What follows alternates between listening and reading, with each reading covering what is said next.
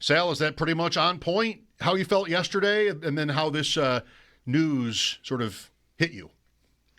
Yeah, a couple things here. First of all, we've talked about it.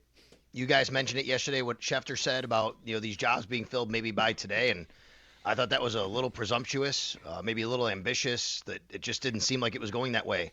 Also said, hey, you never know. They like a guy, they're going to move fast. If they really identify a guy, they're going to move fast because you got to start getting everything in order. You got to get your assistants in order. You got to start lining things up. You just have to do that.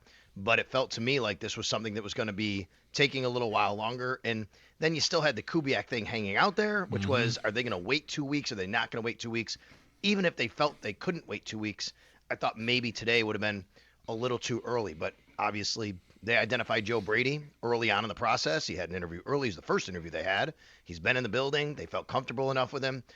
When I was on the radio today, ironically, you were on with Carlo earlier today, Bulldog, and then he was on with me when the news broke. Actually, Okay, wow. We were Did he talking take a victory lap? Because I sort of talked him down. Like, I don't think it's going to happen, dude. I don't know. Whatever. I know. Amazing. We were actually talking Sabres Leafs right around 11:40. Yeah. And the news broke right at that time. So we pivoted, and yeah, I was surprised. I was surprised, and then just the name itself.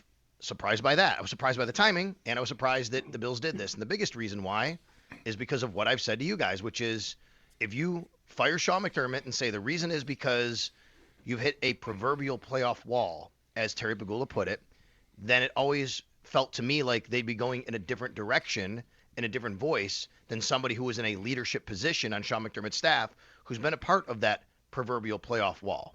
All of that said, you always leave open the possibility of, hey, if Josh Allen really likes the guy and he endorses him, that's a big-time check on his box.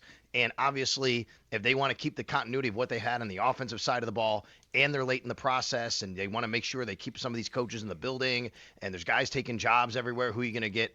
All those things are baked into it. And then I think the final thing for me is, looking back on it, this is clearly another sign of it really kind of came down to me to looking at it. It's more of a Sean McDermott and Brandon Beane maybe just couldn't continue their relationship anymore, so we had to do something different. And this is the easiest and safest path, given that, is you still like your team, you like your offense, and you want to have continuity, but you can't have Sean McDermott around